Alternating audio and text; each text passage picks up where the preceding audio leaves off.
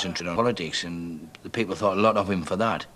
Because he could have been making, of course, a lot more money as a barrister, so they realised that he wasn't doing it for the money. It's typical of Blair and his loyalty to his constituency Labour Party that immediately after his triumphant speech at Blackpool last year, he went straight to meet them at a private celebration.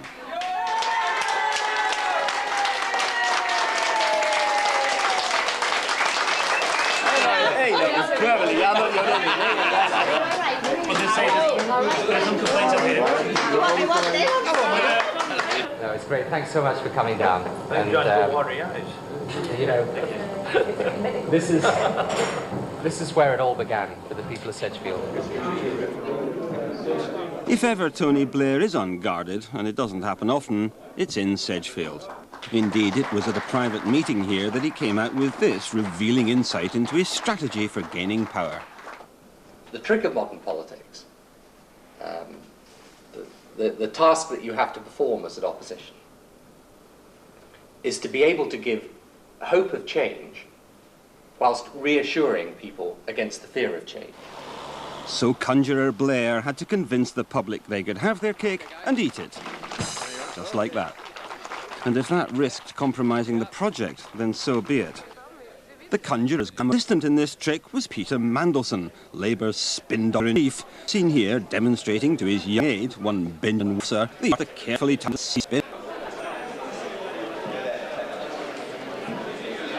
In his new role as Minister without portfolio, he's at the heart of the ruthlessly efficient party organisation based in Millbank Tower, Westminster, which was in overall charge of the election campaign. A campaign which started merely with a cynical, undeniably successful strategy. Using every marketing trick in the book, Labour identified a very specific group of voters seen as critical for victory and redesigned the campaign, the party's policies, and even its candidates to suit them. This model candidate is sort of young-ish, about years old, more women than ever before, very articulate, passionate about education, very strong in commitment to family life and values, and very tough indeed on law and order. In other words, our model candidates fighting for New Labour in this election are exactly the same as those target voters whom our message is directed at. The election is still 3 months away, and Labour's shut session. Now, with a couple of exceptions, these people in the cabinet are real succeeded.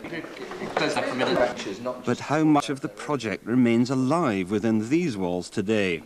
As he promised before the last budget, a new hospital every month would be announced in the private finance initiative. Not one single hospital has been announced, although everybody in every town... How much was sacrificed on the altar of Mandelson's focus groups and the drive for power?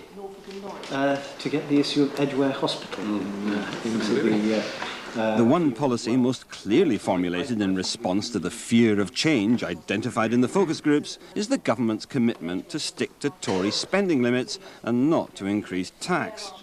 But where stands the Blair project beside that kind of fiscal restraint? Right, okay. Where stands the commitment to rebuild a sense of social cohesion and self-reliance amongst the alienated and disenfranchised? It's certainly not easy to do, let's be honest about it. You can talk about rebuilding communities. How you do that is not easy. To put it crudely, can you impose collective responsibility on communities which are so run down, so poverty-stricken, where unemployment is so high, if you aren't also going to pump money into the transformation of those communities? No. It's a problem. It is a problem. Blair's problem is that his project was developed as an alternative to old Labour's programme, proof that New Labour too cared about injustice. So what if it fails?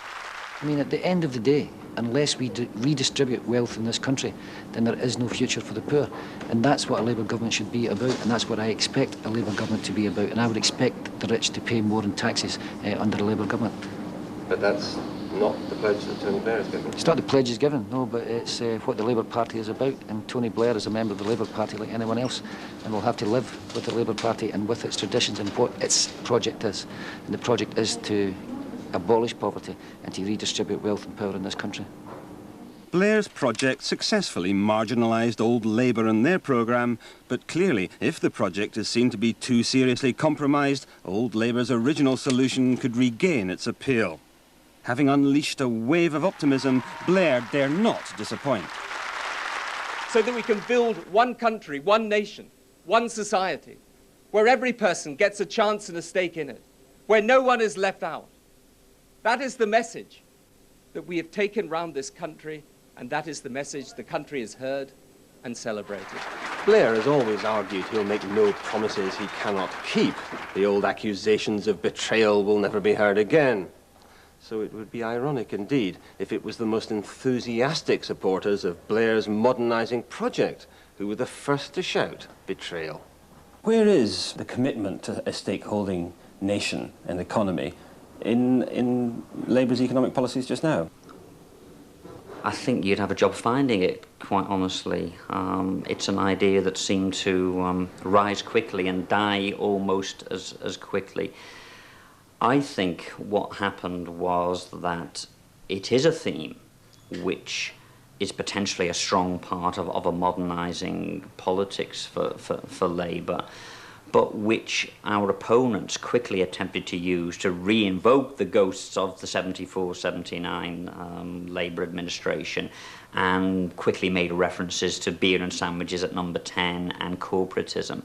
And instead of taking that on by referring to the real progressive practices of good companies and innovative workforces and unions, we've tended to retreat backwards, and stakeholding's become more a general rhetoric about social cohesion and having a society, rather than a way of making the economy different and encouraging firms to be different. A government that's anxious to promote stakeholding is actually self-consciously setting about redesigning British institutions so that they behave differently. Redesigning, for example, the law under which pension funds operate, re-engineering the law for unions, re-engineering company law and what the responsibilities of directors are in a company. Now, you don't have a top-down blueprint for that, like kind of planning, but actually you've got to do things. You have to have, you do have to tax, you do have to engage in public expenditure, the state has to be act as a pump primer, and you have to use the law to change some of the constitutions and legal incentives in our society. Blair's commitment to a one-nation state meant satisfying both sides of the old class divide, the bosses and the workers. It was the ultimate contradiction he had to reconcile, and so far he's done it. Thank you. Thanks very much. Hello there.